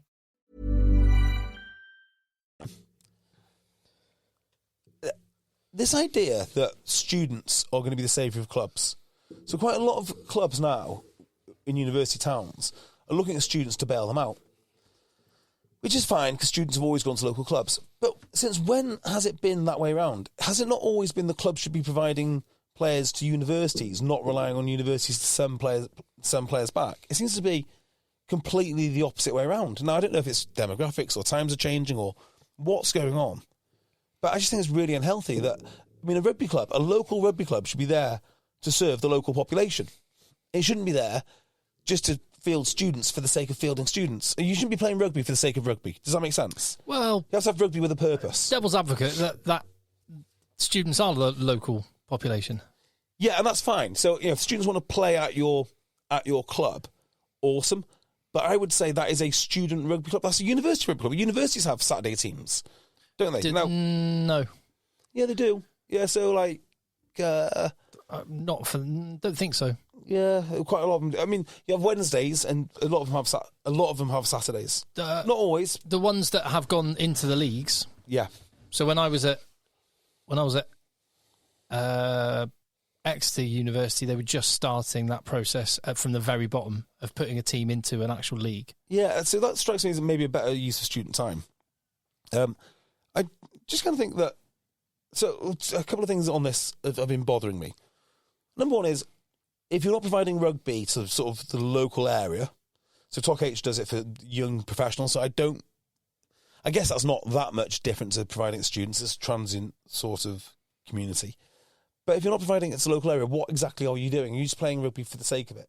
The other thing which really bugs me is rugby clubs are set up in order to become very poor facilities management organisations. Just to go back to you're talking about Kenilworth, I bet Kenilworth would absolutely love a relationship with the university that can just keep the momentum going for the core group of lads that they've got to see the season through. Well, they do. They do. And the problem with it is, of course, that when you play students, some students are brilliant, and thank God we've got them at Talk H, because they really do add something. I'm just saying, it shouldn't be the be-all or end-all. But when you play students in your team, very often it is literally men against boys. Yeah. And they can get overwhelmed fairly quickly. Obviously, not always, but that can be the case. So my second point, the facilities management point, this is really bugging me too. So I've heard of a club recently who are thinking about setting up a racket club in order to support the rugby club. Paddle. Yeah, paddle, sorry. Does that make any sense to anyone? It sounds like Worcester have the rugby being funded by the other parts of the enterprise. Yeah. So are you a rugby club, and does your rugby make money, right?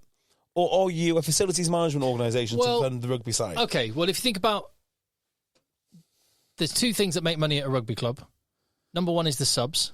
Yep. Which you need membership for. Mm-hmm. And that can be right up the club, up and down the club, minis, juniors, and the adult rugby. Second one is the bar. Yep. And the more people that are in the clubhouse more often, the more money you get at the bar. So if you have a facility which creates opportunities for people to use that facility which you have, which otherwise would be shut and dead and not used, then that makes sense. Yeah. So there's nothing wrong with, you've got a grand old clubhouse and it's so nice if someone wants to have their wedding there. That's cool. But it shouldn't be first and foremost, we're going to build a club and it's going to be our wedding venues and function rooms and we're going to have a racket club. I mean, how many paddle clubs are thinking at the moment, we need to boost our membership, let's start a rugby club? None, because they are in of themselves profitable. So I think if you're not providing rugby, but they're profitable nature. Yeah, but I bet you there are lots of people that like. There's obviously if there is more people that want to play paddle than there are paddle courts, then locating somewhere where there are other infrastructure facilities which would be needed, changing rooms, toilets, bar. But they did this at a rugby club that we know well. So they built 3 artificial crumb pitches for football, and then all of a sudden everyone had artificial crumb pitches. Now they've just got rubbish pitches, which cost them a fortune. Yeah, so concentrate on your rugby is kind of what I'm saying. Well, it does depend the purpose. Like we were talking about. Oh yeah, the other week. Why are you making money? What's the end? If you are paying, if you're in National 1, National 2, whatever, you're at level 4 and above, or whatever level you're paying, the purpose is to pay the players. When we could debate whether that's a good thing or a bad thing, but that is your ultimate purpose. So if you're doing weddings and functions and everything else, you're trying to generate more revenue to pay the players. If you're not paying players and your club is fully sustainable on its own without doing those extra things, why? You've then just got more headache to look after more money. Yeah. So I was thinking of paying players today. And I think I would set up a structure. If I had the money to do it, I'd set up a structure of, we will pay you potentially to replace income when you play for us, but only if you've played for free for 1 year. You have to be an existing club player. So you can retain your players, but you can't buy new ones. And I think I might even make that a regulation in the RFU, which is you are allowed to pay players by all means, but you can't pay them to join. You only pay them after 1 year's worth of registration. That's not feasible. You'll just push it into brown envelopes in other ways. And Fine, but you take the risk then. Like you're at risk. That's not very for the benefit of libertarian or kind of conservative attitude to regulate it. Speak to Mark Evans. He's got it in my head. When's the next economics episode? Probably this week or probably next week. Yeah, good. I look forward to those. What we'll do is we'll check all their posts and we'll have access to the bank accounts just to make sure, because that's a really nice thing to do. Right, I'll tell you what I'll do. I'll rattle through some emails. Emails on the number 8. Yes, emails on those. Just one thing here. We were talking about this sort of ties together Premiership woes in Europe and the England squad. And Alex has emailed contact@eggchasers@gmail.com. People have mistaken a competitive league in which most teams can beat any other at any time for a high-quality league, referring to the Premiership. Yep. This is clearly not the case anymore. Eddie Jones copped a lot of flack for ignoring Premiership form, and Borthwick stated the players come into England camps without the fitness required for Test rugby. Based on the Champions Cup results and likely the draw for the knockouts, now confirmed, both Jones and Borthwick may have had a point. So the Premiership is an entertaining and competitive league, but not a good one. At the moment, that is true. How do you feel about that, JB? You could argue... Possibly true. I mean, obviously, it's undeniable now they've not got the top-end talent that the top 14 have. Or Leinster. That definitely. And any top-end talent that gets brought in and rates, like guys like Marchand we're talking about before, or the Simon boys, or external talent like Esther Hazen or Jasper Visa, they make their name and then will go somewhere else because that's where the money is. But I think it is more down to the lower salary cap, the crunch on the salary cap, because you had Saracens winning 3 and Exeter winning 1 in a 5-6 year period. So it's not, I don't think it's a fundamental consequence of the league, but if you're paying literally half or less than half what the French teams are paying, it is going to happen. Yeah, another thing on this is it is a competitive league and it is a high-quality league. I don't think it has the top-end quality of the top 14, but I think where we're going to have real challenges is when the salary cap goes back up and it becomes a low-quality league without the top-end talent. And a low competitive league without the top-end talent. And then we've got a real problem. Because I don't think the new salary cap will allow you to get exactly where you need to be to challenge the French and Leinster. And yet it's going to destroy one of the few advantages the Premiership has, which is week-on-week competitive rugby and the high quality of coaching. And it will also increase the risk of more teams folding. Yeah. Which is a very real risk, as we've spoken about many times. I mean, people talk about second-order consequences, right? Second-order effects.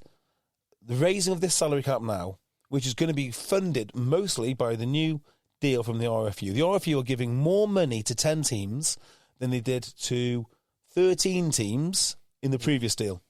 So that's where the money's coming from, and it's still not enough. So when these teams are not doing well or potentially folding in a few years' time, again, they're going to turn around to the RFU and ask for more money.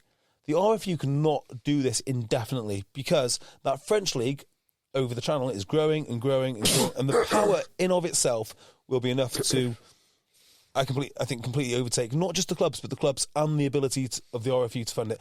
And what are the RFU giving up in order to fund it? Well, that'd be, Tog H's Club Wall, for example. That'll be the community officers. It'll be all sorts of things which you don't see. That said, the RFU have managed to get, I think they've got more staff now, or as many staff now, as they did before the pandemic, which is wild because it doesn't include community officers. Another email here from Rory. Contact eggchasers@gmail.com. And just pointing out he says, I've noticed the bloody size of Christoph Ridley's arms.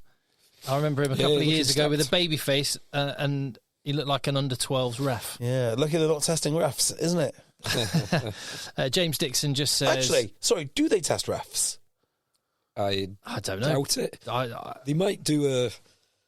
No, they won't even do that. I don't care. It's not competitive, is it? It's just be good, so whatever. Yeah. Well, it depends. If you win that spot at the World Cup, officiating the World Cup final because your bleep test was better than Wayne Barnes or something, I think Wayne Barnes would say it's competitive.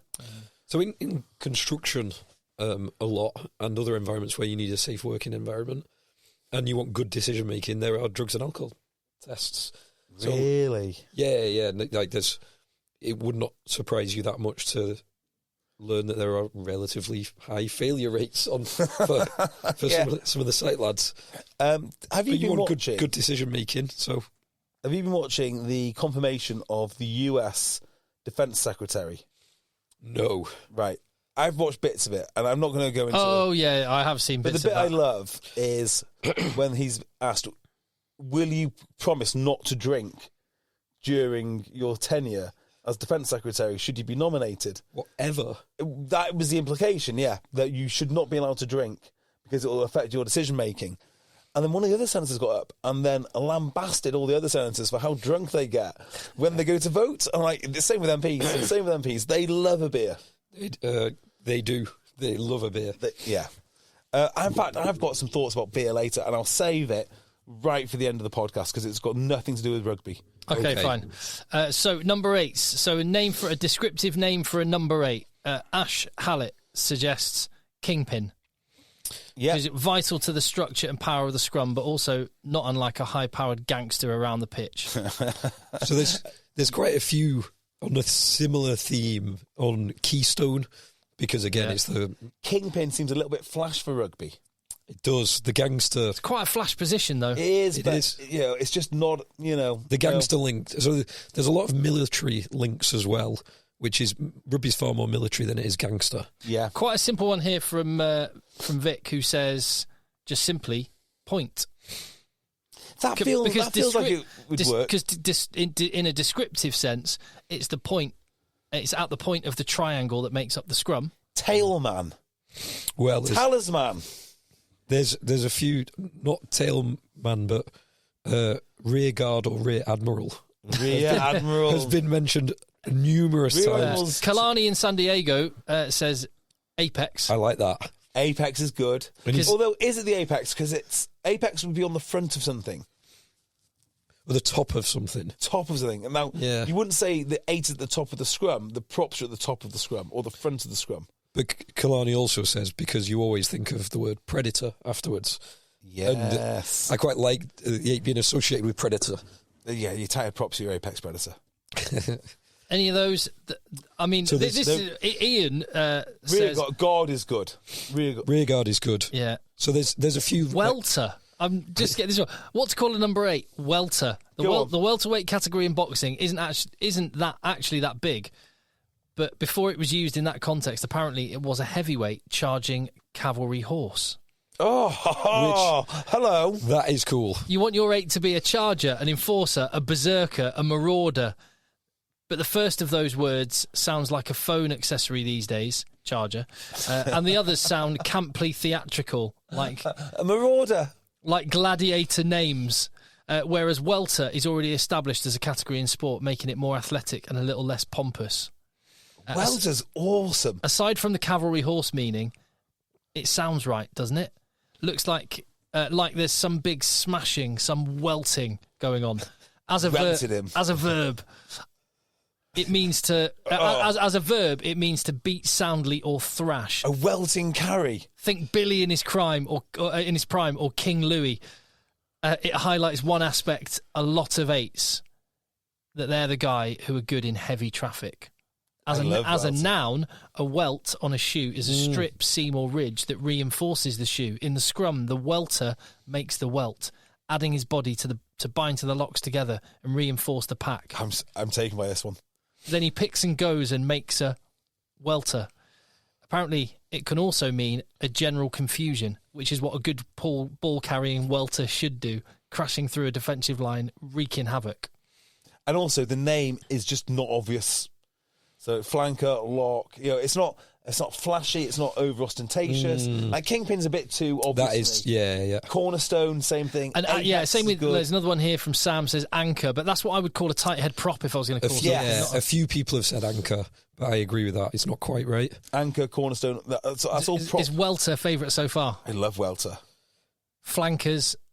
We've got our 2 flankers. Who's welter today? Yeah, who is the welter? Who's the welter? So, because of the locks, there's a few people have suggested similar things. So Peter Shaw has suggested chief lock, rear lock, or centre lock. Centre lock. Which someone else has also, Harry Morgan suggested locksmith. Because he puts the locks to work. And John Bell suggested the key, because it's inserted into the locks, which I think it's a bit too visual for me, that one. Yeah.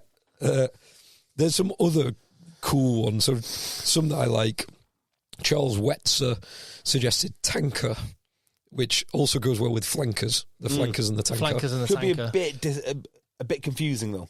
It could be a bit confusing. Scrum half, fly half, half backs. Yeah. Inside centre, outside centre. Yeah.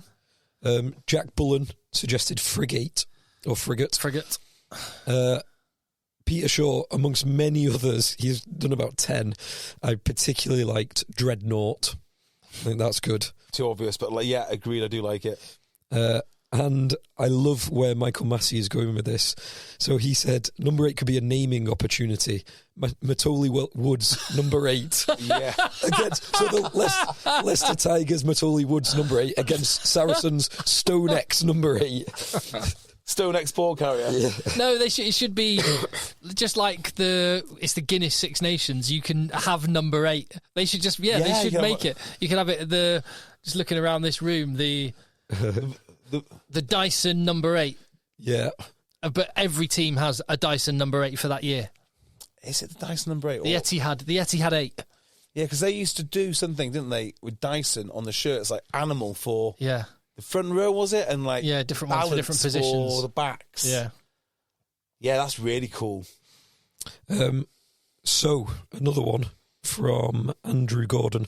My voice is really going. Tim, you read that, Howard, because that's quite cool. Okay, mate. No worries. Hello, chaps.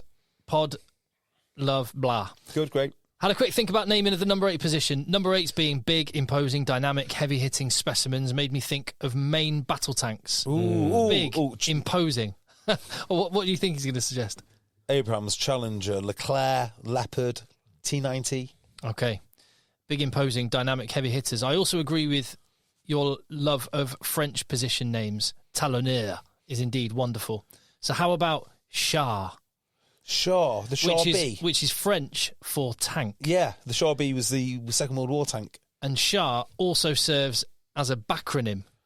CHAR. As in you create an acronym out of what is already a word. CHAR could be carries hard around rucks. I've attached a couple of examples of French tanks to reinforce my point. And he's got there's this lovely picture of a French tank there. And do you want to see another picture of a French tank? There's another picture of another French tank. Oh, lovely, yes. Is it Aldrit? Aldrit, yeah. Very good. So very good. I do think that carries hard around rooks. So I think that fails because they often are found in the 13 channel. But I would have carries hard on rampages for Char. Like that. Char backronym. The problem is the Char, particularly the Char B, was found to be a woeful tank. It was a good tank, but completely misused. So it doesn't have, so it's like Zach Mercer. Correct, yeah. It's good but misused. Like a Panzer, however, superbly used. Panzer is good, but there are some political things we need to get over.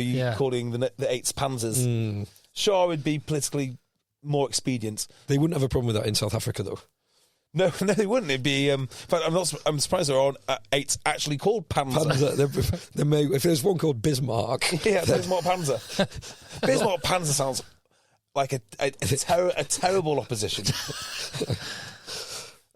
Yes, so I'm going for Welter. Sounds like a kind of championship manager. You know how if you play football manager for like 20 years and they start generating players. If there was a rugby version of, if there was a rugby manager with the South Africa thing, if you played it for 20 seasons, you would get a player called Bismarck PANZER. Without doubt. There must be one somewhere. Welter, is everyone happy that the new 8s are called Welters? I don't think we should close the book on it. I think we should allow one more week before we make our final call. Yeah. It's a big decision. It's a huge decision. We're changing the game forever. Again. So, contact eggchasers@gmail.com. I'm just typing in Bismarck PANZER to see if there's anyone called that. No. So, anything else been in the news this week, rugby-wise? Sale Sharks have let go Fiji's captain. Have they? Yeah, they have. Thalevu. He's free to leave, which after watching him for a number of games, I 100% agree with that decision. What's happened to him, eh? Just didn't. He's still a great player, I'm sure of it. It just didn't fit with the Premiership. And he certainly didn't fit with. I mean, they've already got a player like that. He's called Dan Dupree. No, he's not. He's called Rob Dupree. They didn't need a second one. So he's gone. He's free to find the new club as soon as he can. It just didn't fit. I think that's what it came down to. Obviously, a very talented player, but wrong club, wrong league. Go elsewhere and be successful. Yeah. He was also brought in to replace Manu, despite being older than Manu. Yeah, more durable probably. That wasn't hard. But he's not improved that this season. When I saw him play, it was woeful.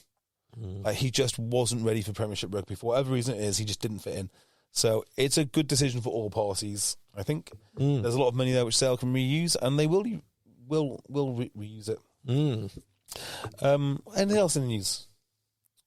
I don't think so, other than the other squad announcements that we've seen bits of. Show me the Monia. That was a story that I've been thinking about. What has happened here then, boys? I remember revealing to you and revealed to the world the name of Ugo Monier's company years ago on the podcast. Show me the Monier. Show me the Monier. Which is exactly the question which the HMRC are now asking. Are they not? Well, Phil will know this from construction. It's very, very common for people that aren't necessarily financially in any destitute position to wind up a company. Yeah. I'll just start with this, right? I work in financial services. Losing a company is no fun, right? It is no fun. So I'm not going to, take too much pleasure in all of this because it is serious business. But there are some weird questions about this one, I would say.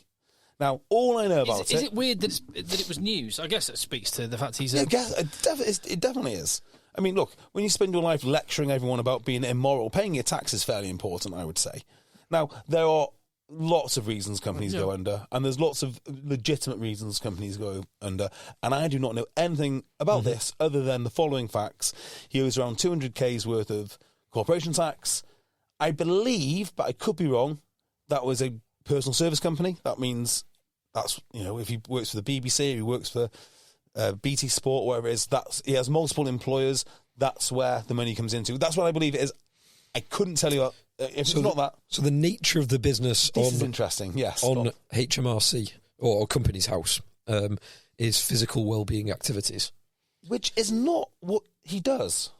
He might do that or might have done that because one of the things about this, the winding up order was dated 8th of December 2023. So this is well over a year old. Yeah. So he's not paid tax for quite... Well, he's owed tax for quite some time.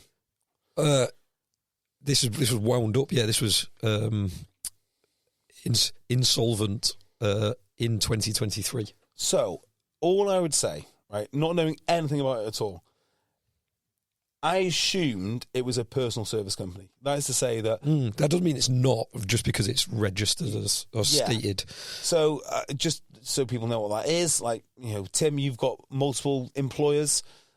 It would make sense for you to have a company, and then... That's exactly how I work. Yeah. I have a company, and when I work for Premier Sport or I work for Virgin Radio or whoever it may be, my services are provided by my company, and that is who my invoice comes from and gets sent to. Right. So if that's the case, it is a bit weird, because I understand the company going under if, say, you're in the building trade and you've got to pay all your lads weekly, you've got to pay your suppliers, I don't know, is it monthly, Phil? That you don't get paid your money. You sign a contract to absorb any inflationary costs on materials, and then the purchase of steel goes up. No comment on whether that could or ever has or does happen. Yeah. Or like, you're importing agricultural products from Russia and there's sanctions. I understand companies go under for reasons that are not your fault.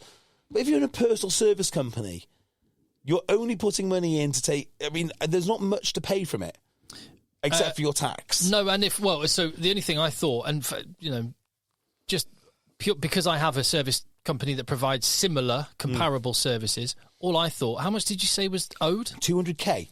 So what that means is just because I just did the maths in my head. Yes, because I understand what this would mean, and you're a financial advisor, so you know what this would mean.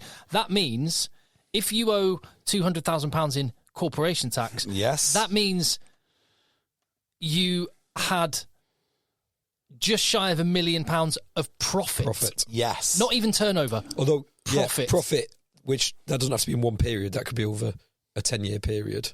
Okay, yeah. It does not have to be a single year. And this, so just on the point I made before about the nature of the business, which is listed as physical wellbeing activities, this was incorporated in 2012, 2013, when Ugo Monio actually was still a sportsman. He was still a professional rugby player at the time. Yeah.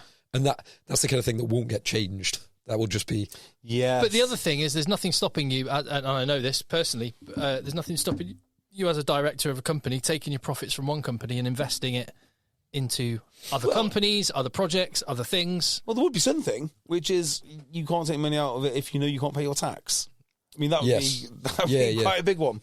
So you can you do what you want with it. You can. It's your money. You do what you want. Yeah, but if it's HMRC's money, which is the problem here. Yeah, and so if you were taking your money out, knowing full well there's not enough to pay your suppliers in, next week. Like, let's just think. Well, someone would have done it. Worcester, London Irish. Yeah, someone. Well, not even that. I mean, you can do it. Almost like I don't know if embezzlement's the right word, but you can do that, and you'll be in trouble. If it's a personal service company, the only expense he really has is mobile phone bills, I guess, hotel rooms, so on and so forth. Hotel rooms that will be being reimbursed by. Yeah. Anyway, computers. Maybe. Yeah. But basically it's tax. You just got to pay your tax. And he just has failed to pay his tax. I don't know what the reason... I don't know. What the reason is for that. It doesn't mean he's personally bankrupt. Doesn't mean anything. It just means next time that he's banging on about, some sort of equality If this was anyone else but Ugo, you wouldn't be mentioning this story. No, that's not true. Because we did mention a story very similar to this when Lawrence Delano was paying for things on credit cards. That is true. Yeah, we went into the weeds on that one. But difference is... I don't remember that. What was that? Lawrence Delano... Yes, you did. Let's not go into that in great detail now. He ended up doing the motorway adverts after spending... I remember talking about the motorway adverts. Substantial money on... What was the catchphrase from that motorway advert? He went into the shower and went... I don't know. I can't remember what it was. That was great. That was just for six... Hopefully they'll be back for the Six Nations. I just think that... Maybe Ugo doing that now.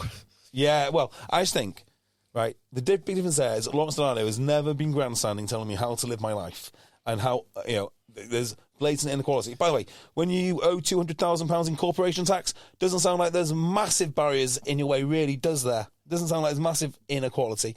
But anyway, whatever inequality project that he's encouraging the government to do next, they won't be doing it with his corporation tax. So I think he should stand down from his moral crusade and concentrate on paying his tax. That's what I would say. I don't know nearly enough to make any sort of comment. Just excuse me. Just pay your tax. Just pay your tax, and then lecture everyone else. Then you can lecture. Yeah. Get your house in order. Right. Next Friday's games. So we've got Premiership. Oh, there's a buzz. Oh, is that me? Yeah. Done. About the Premiership games. The buzz about the Premiership. We've been without Premiership for a bit. We've got one round of Premiership, and then we get the momentum. Oh no! Then there's no Premiership rugby for 7 weeks. Yeah, this is a waste of a weekend, isn't it? To be honest, it should just be a weekend off. It would be better as a weekend off. Get everyone prepared for Six Nations and then build up the excitement. Would you want to not talk about it as a form of protest? No, because it's our job. So Friday night we've got Harlequins hosting Northampton Saints. Okay. Both teams missing a fair few England players. Actually, do you know what? It should be a good game. I may just be being reactive here. I may just boycott this weekend. I might just. I am not boycotting. I might have a weekend off because I'm going to be so heavy into Six Nations. And like you say, none of the England players are going to be in this, and it's one round of matches. But it's right. They might know. Maybe, all right, no, I'm fine. a big fan of it. I'm a big fan of the Premiership. I'm dreading Six Nations. When club rugby shuts down, I don't. It's okay. I mean, I'll get into it on the day. We'll have grassroots club rugby in England. Yeah, this is true. About. And actually, Six Nations is great for grassroots club rugby because everyone powers in the clubhouse afterwards. And Phil and I are going to watch a game of the Six Nations. And one of the few games I've watched in Six Nations. I can't remember the last Six Nations. Which game are you going to? England-France. Oh, wonderful. Yeah. Looking forward to that. So, seen Dupont again. Yeah, it'd be wonderful.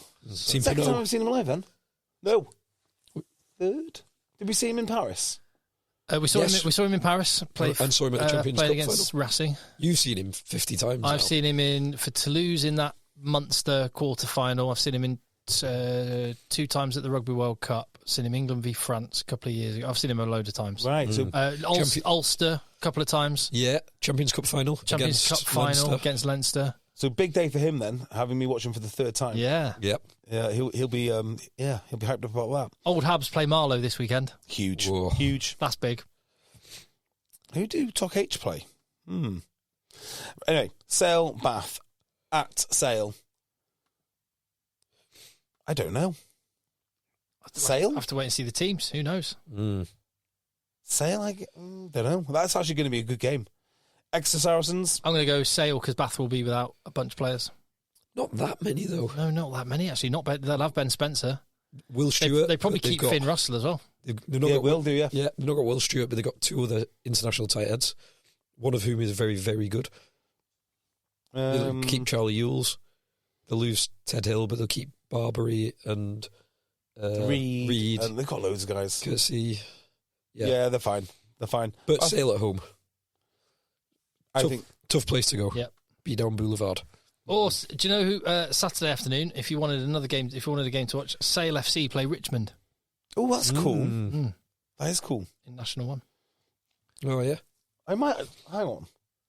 I'm pretty sure we don't have a game this weekend. I might go and watch that. Sale FC is a tremendous place to watch some rugby. Let me know and I'll walk down.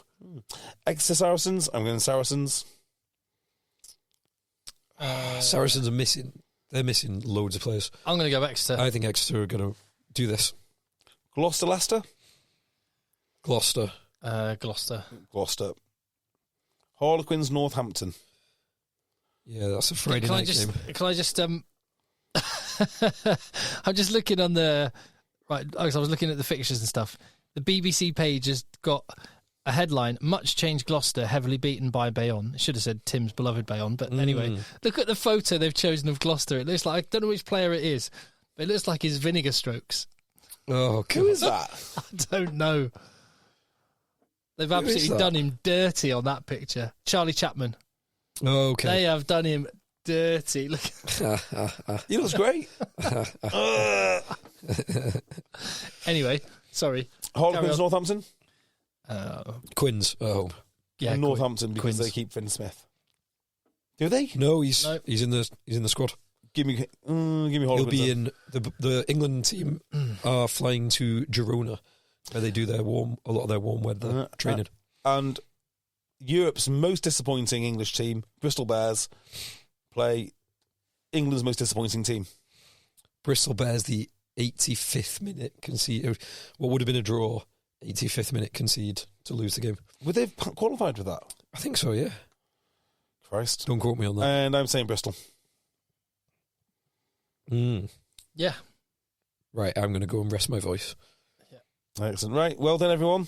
Good job. Thank you very much. So patreon.com/EggChasers to get more content. If you hit subscribe wherever you get this podcast right now. Contact us at contacteggchasers@gmail.com for anything, including descriptive names for a number 8 and let the boys play, let the boys end. Let the boys end.